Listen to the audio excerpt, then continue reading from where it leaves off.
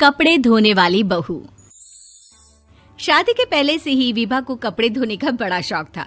कभी नल के नीचे तो कभी तालाब के पास। अरे मेरी नीली वाली लुंगी नहीं दिख रही है।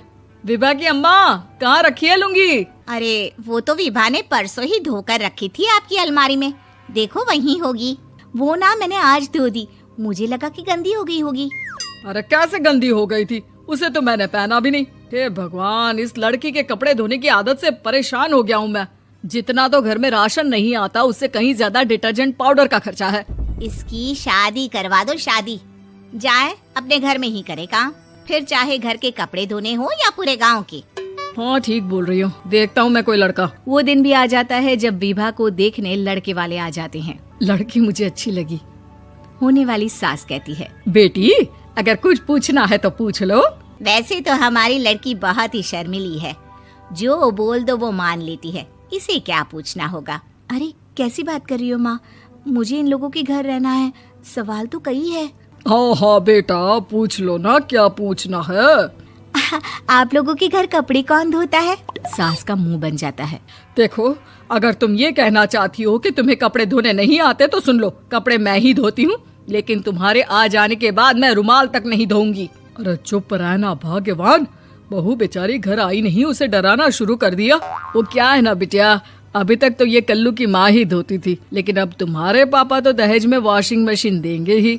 तभी विभा की माँ बोल पड़ती है, सवाल भी पूछा तो क्या। वैसे भाई साहब, मशीन की तो फिर भी कपड़े धोने की कैपेसिटी होती है। मतलब जो बिटिया दे रहे हैं ना विभा, इसे कपड़े धोने का बहुत शौक है। ये आप लोगों के क्या, आस पड़ोस गांव मोहल्ले सबके कपड़े धो दे और उफ तक ना करे। बाहर देखा नहीं आपने कितने कपड़े सूख रहे हैं? सब हमारी बिटिया ने ही तो धोए हैं। बस भी करो ना माँ, शर्म आ रही इतनी तारीफ सुनकर। और तो और एक दाग निकाल कर दिखाओ तो मान जाऊं। हाँ अच्छा, माफ करना बेटा, मैंने गलत समझा। हमें तो रिश्ता बहुत पसंद है। और ऐसे जुड़ जाता है रिश्ता कपड़े धोने का शौक रखने वाली विभा का। उसकी शादी हो जाती है कोयला फैक्ट्री में काम करने वाले कल्लू के साथ। शादी के बाद अचानक विभा चिल्लाती हुई सास के पास आती है। सासू माँ, अरे सासू माँ कहाँ है आप?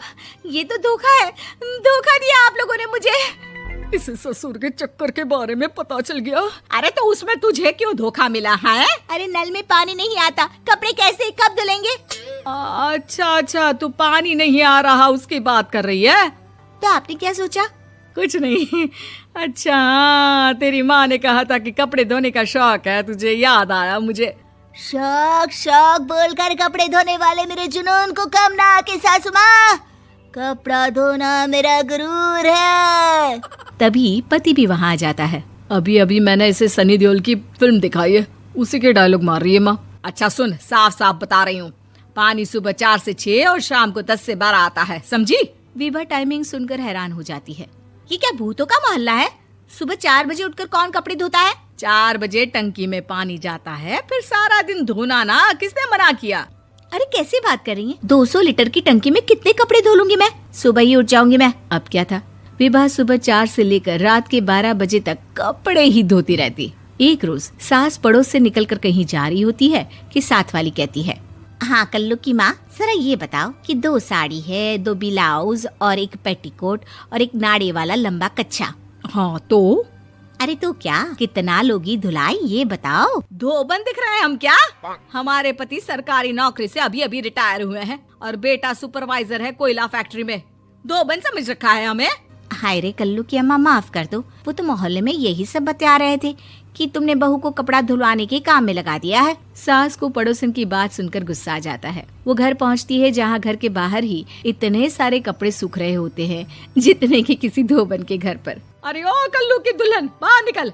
माँ जी यहीं आ जाओ, बाथरूम में चादर धो रहे हैं हम। अरे अभी हम धोते हैं, तुमको बाहर निकलो। ये आस पड़ोस वाले बोल रहे हैं कि हम बहू से कपड़े धुलवा कर उसे कपड़ा धोने वाली बना दिए हैं। अरे छोड़ो ना माँ जी, किन लोगों की बातों में आती हो?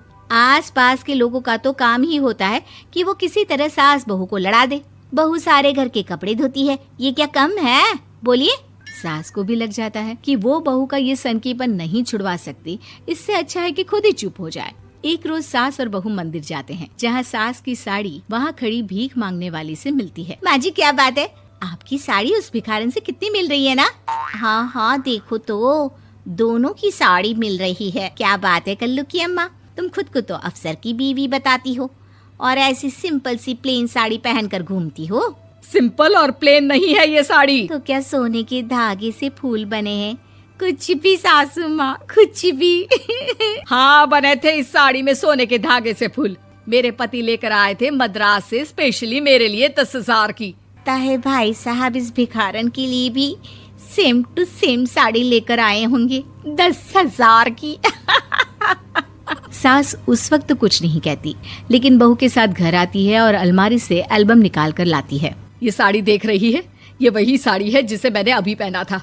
इस साड़ी में ये जो चमकदार फूल दिख रहे हैं ना, ये सोने के धागों से काढ़े गए हैं।